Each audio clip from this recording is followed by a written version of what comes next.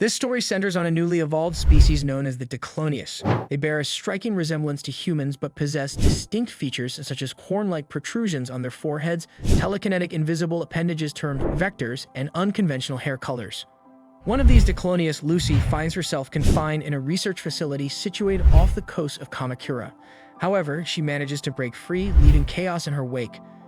Despite her escape, she sustains injuries that trigger the emergence of a secondary childlike persona named Mew.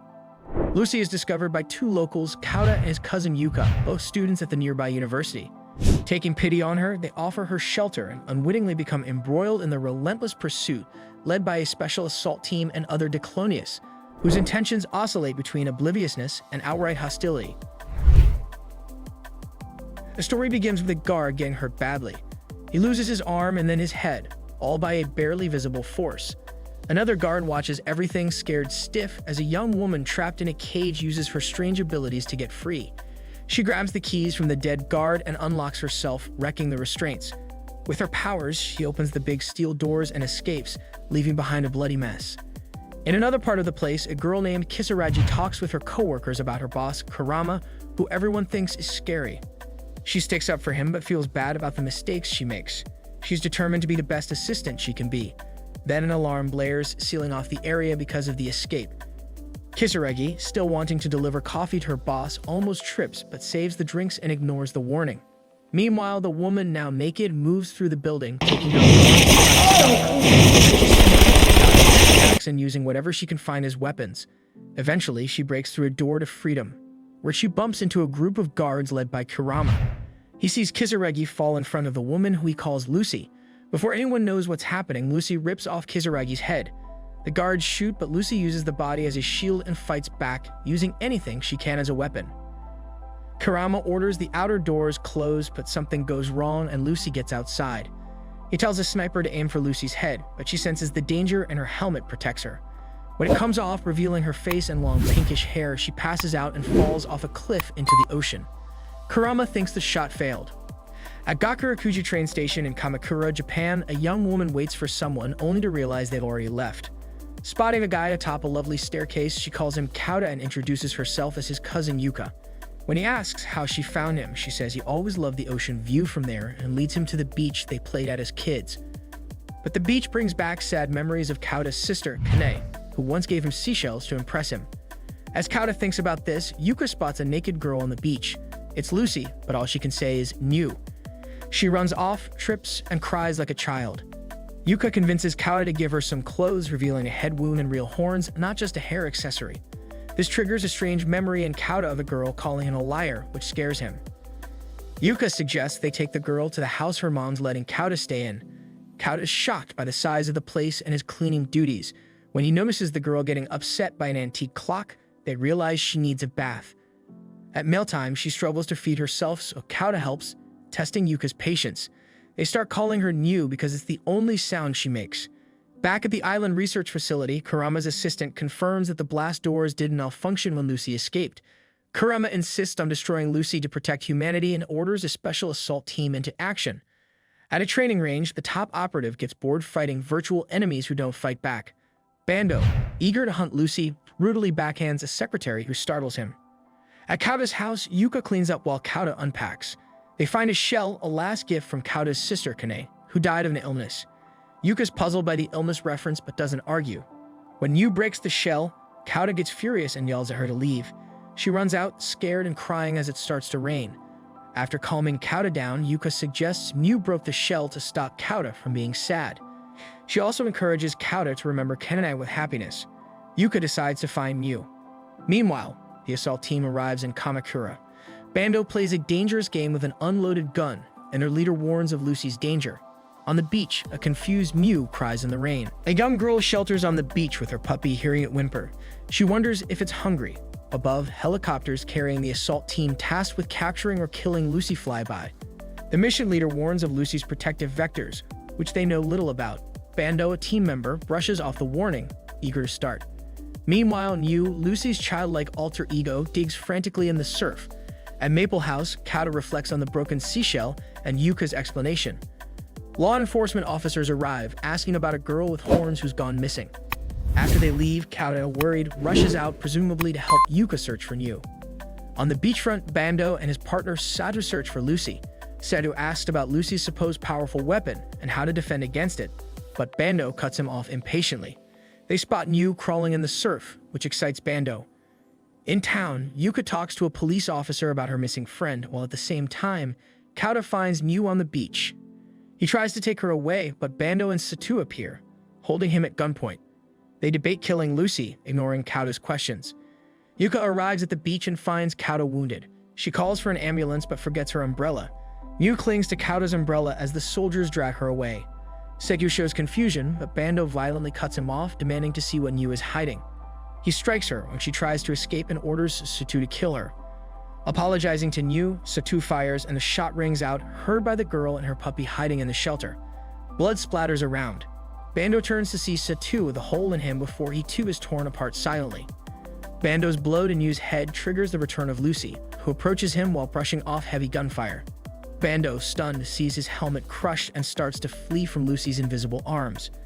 As he's attacked by thrown objects, Bando remembers Lucy's 2-meter vector range from his briefing. Despite his efforts, Lucy picks up a machine gun from Segu's body. Its shots heard by the girl and her puppy, making them curious. Taunting Bando, Lucy stands over him. His attempts to fight back cost him an arm, then another, and finally his eyes. He screams for vengeance. Before finishing him off, Lucy takes something from him that he took from her as Nyu. Seeing it, she convulses in agony, reverts to Nyu, and runs away confused. She passes the girl and her puppy, who follow the noises and find Kauta's umbrella and the wounded Bando. After calming him down, the girl ties off his arm and calls for an ambulance. At the hospital, Yuka stays by Kauta's side until the police come to question him. They gab a story about the soldier with a rifle, suggesting he was attacked by a gang member. Despite Kauta's insistence, they advise him to forget the incident since his injuries aren't serious. On the beach, the girl and her puppy walk with the umbrella while Kauta and Yuka take a taxi home. Kauta mumbles something about Nyu being better off dead, but denies saying anything to Yuka. Back at Maple House, they find Nyu waiting, holding a seashell to replace the one she broke. Kauta thanks her, and Yuka remembers Kauta's promise not to forget her. Yuka decides to give Kauta the house key and asks the driver to turn around. At Maple House, Kauta notices Nyu catching a cold from being out in the rain. He questions her behavior and the soldiers' and police officers' actions, determined not to let anyone take her away again. Deciding to help Nyu change, Kauta accidentally gropes her while changing her shirt. Then, with his eyes closed, he helps her with her shorts, only for Yuka to walk in on them. Meanwhile, back at the island facility, Kurama and his assistant realize Lucy was responsible for Bando's injuries and Sadhu's death, but have no idea where she is. They enter a room marked 7, where a bleeding girl with horns like Lucy's is chained to the wall, muttering "Papa," when she hears Kurama's voice. Yuka has been in love with Kota since childhood. She has caught him in several awkward situations with Miu, such as changing her wet clothes. Yuka grows more and more jealous of Kota's attention towards Miu. Meanwhile, at the facility, Bando is recovering from his injuries. However, he is told that he will need to be castrated since he has been infected by Lucy, and all of his future children will automatically be born as Diclonius.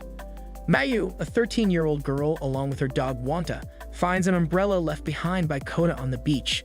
She returns it, but is questioned about the recent incidents she witnessed. Nana, also a Diclonius known as No. 7, refers to Kurama as Papa. She's set free from the facility with the task of locating Lucy and bringing her back. Nana insists on taking Lucy back to the Diclonius Research Institute despite Lucy's threats. Their battle reveals Nana's formidable power, knocking Lucy into a graveyard. Enraged, Lucy realizes Nana's vector range surpasses hers, while Nana vows to punish her for Kurama's sake. Meanwhile, Kauta and Yuka argue about his feelings for her and Nyu. Yuka strikes Kauta and runs off, feeling hurt by his lack of memories of her. She recalls the pain of Kauta's father and sister's funeral, realizing Kauta needs pity more than she does. Nana traps Lucy against a grave marker, taunting her until Lucy retaliates with flying gravestones. Mayu, a bystander, notices the commotion while eating bread scraps. As Lucy attacks Nana, Mayu approaches, recognizing Lucy from Maple House. Lucy injures Nana, causing Mayu to scream. Sniper shots halt Lucy's attack, and Kurama arrives with soldiers to collect Nana. He disables Lucy's powers, shocking onlookers with his calmness. As Lucy flees, Kurama comforts Nana, who fears being useless to him. Yuka recalls the bakery shopkeeper mentioning Mayu's homelessness and debates whether to tell Kauta. As Kurama's helicopter passes overhead, Isobe and Shirakawa inform him of a meeting with Chief Kakuzawa upon landing. On their way home, Yuka finds Mew injured and bandages her wounds, accepting her presence in Maple House. Back at Maple House, Kouta receives a call from a hospital about a girl asking for his home. Expecting Mew, he finds Mayu instead and invites her to dinner. Mayu, initially panicked by Mew's presence, soon calms down. During a bath, Mew playfully scrubs Mayu while Kouta explains Mayu's situation to Yuka. Yuka offers Mayu a place to stay for the night, which she nervously accepts. Meanwhile, Kurama is ordered to kill Nana by Chief Kakuzawa. Despite his agreement, he is visibly distressed. Professor Kakuzawa, seeking more funding for research, vows to capture Lucy. Shirakawa prepares to euthanize Nana, but Kurama insists on doing it himself. Nana tearfully bids him farewell before falling asleep from the injection, leaving Kurama devastated. Mayu leaves after spending the night at the house. Mayu's past is revealed. Mayu's mother remarried and her stepfather repeatedly molested her. Mayu's mother was jealous that her husband paid more attention to Mayu than to her mother. When Mayu's mother refused to help, Mayu ran away from home and encountered a stray dog, whom she named Wanta. In the present day, Kouta and Yuka successfully persuade Mayu to move in with them. Mayu's mother gladly grants Kouta guardianship over her. Later, Kouta and Yuka resume their university classes, accompanied by Mew. Professor Kakuzawa, coincidentally also a university lecturer and the son of Kurama's boss, stumbles upon Mew. He claims Lucy as his brother's daughter and takes custody of her from Kouta and Yuka. Kakuzawa, who is partly Declonius himself, plans to mate with Lucy to overthrow humanity's dominance. However, Lucy swiftly decapitates him, deeming him worthless in the Declonius evolution. Her vectors have returned. Bando manages to escape from the hospital before undergoing castration, driven by his desire for revenge against Lucy.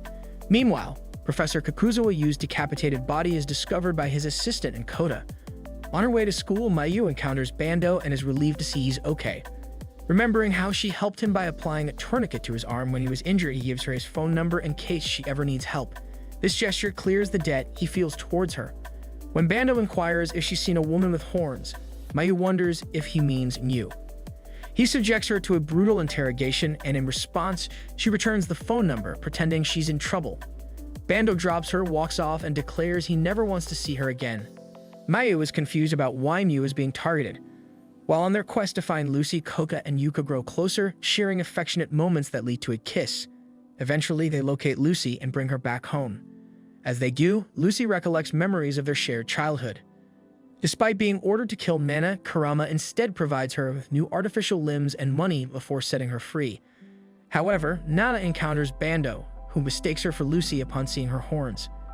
Bando launches an attack on Nana using heavy tungsten bullets, which cannot be deflected by her vectors, causing her serious injury.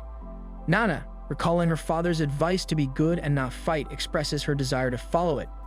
However, Bando asserts that she will always be shunned due to her horns, a trait associated with a deadly virus, leading to the killing of horned babies at birth. Nana reflects on her past and questions why she was born, especially since Kurama was ordered to end her life. In a desperate move, she uses her longer vectors to restrain Bando, but she is grazed by a bullet in the process. The recoil from Bando's gun damages his prosthetic arm. Seeing Nana bleeding, she calls out for her father. Bando and Nana realize they've both been harmed by Lucy and decide to join forces. Kakuzawa scolds Kurama, his right-hand Shirakawa, and Shirakawa's assistant for allowing Nana to escape and for their inability to locate Lucy. Meanwhile, Nana, unaware of the world beyond the facility, struggles with what to do with the money she received and ends up burning some of it. She meets Mayu at the cemetery where she nearly died, and they form a friendship. Later, Nana is brought to Kota's house. Nana launches an attack upon discovering Lucy, who is disguised as Mew there. Nana's strike renders Mew unconscious, and feeling blamed for hurting her, she flees the scene. Having spent her life confined in the facility, Nana is naive and sensitive to the world around her. She confides in Mayu, revealing Mew's true identity as Lucy and describing her characteristics, as well as explaining what Declonius are and their abilities. Meanwhile, Professor Kakuzawa's assistant is brought before the chairman and coerced into cooperating with the facility in place of her superior. The chairman expresses to Kurama that he doesn't desire a vaccine for the virus, but the virus itself. He aims to use Lucy to create a new human race as Homo sapiens are declining. Number 35 is tasked with eliminating Number 7 and retrieving Lucy under the chairman's orders, despite Kurama's frustrations. As Lucy recovers from Nana's attack, she experiences a flashback to her childhood. Raised in an orphanage, she endured constant bullying from her peers, while even the staff labeled her as creepy and ignored her plight. Feeling isolated and neglected, Lucy's resentment towards humans begins to grow. When her peers discover her bond with a stray dog, they cruelly force her to witness its brutal demise at their hands. Overwhelmed by despair, rage, and a thirst for revenge, Lucy unleashes her vectors, resulting in the deaths of her tormentors and the destruction of the orphanage, marking her first acts of murder. Lucy's past connections with Coda surface as memories resurface. After the tragic death of her dog, she harbors a deep disdain for humans until Coda extends a brief moment of friendship towards her. Coda plays the series' opening theme, Lilium, on a music box he purchased in Kamakura. They visit the zoo together and later frolic in the water, prompting Lucy to express gratitude to Coda for the most enjoyable experience of her life. In this moment, her optimism about reconnecting with humanity is briefly rekindled, and she begins to develop feelings for Coda. However, when she learns that Coda's cousin, whom he had portrayed as a boy, is actually a girl named Yuka, she becomes disillusioned, believing that Coda already has someone he cares for and questioning why he deceived her. This revelation marks the beginning of her descent into a future marked by violence and murder. Kurama's backstory is revealed. He was once a close friend of Professor Kazukawa, who invited him to join the Declonius project led by his father after they graduated from university. Reluctantly agreeing, Kurama becomes involved in the research. However, he unwittingly contracts the Declonius virus through exposure to their vectors during his work, resulting in his daughter Mariko being born as a Declonius. Initially considering killing her, Kurama's resolve weakens when his wife dies after childbirth, pleading with him to spare their daughter. Thus, Kurama decides to let Mariko live. Meanwhile, Lucy is revealed to be the original Declonius, the source of the outbreak, infecting humans with her vectors and triggering the epidemic concentrated in the same area. With both Lucy and Nana now residing in Coda's household, the facility resolves to dispatch No. 35, the most powerful Declonius, to confront them. Mariko, also known as No. 35, is unveiled as a fearsome Declonius who instinctively slays any human in her sight. With 26 vectors reaching up to 11 meters, she surpasses Lucy's capabilities, who has 4 vectors with a range of 2 meters. Released under facility supervision, Mariko begins a massacre of the staff until a bomb implanted in her arm explodes, halting her rampage. With other bombs hidden in her body parts, she's compelled to collaborate with the staff. Nana senses Mariko's presence and her intent to eliminate her, thanks to their ability to locate each other. The two confront each other on a bridge by the shore and engage in combat. Meanwhile, Kurama, supposedly absent, teams up with Bando to eliminate Lucy, unbeknownst to Shirakawa and the facility staff. The past which Coda had tried to forget 8 years ago comes back to him as he remembers Lucy took revenge on Coda's lie about the gender of his cousin by killing Coda's father and his sister Kane. Meanwhile, Shirakawa orders Mariko to eliminate Lucy, while Bando is hired by Kurama to do the same.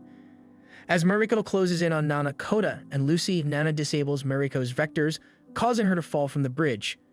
Shirakawa stumbles upon Lucy's new persona and identifies her as the target Declonius, only to meet his demise at Lucy's hands, along with the security forces tasked with guarding against Mariko.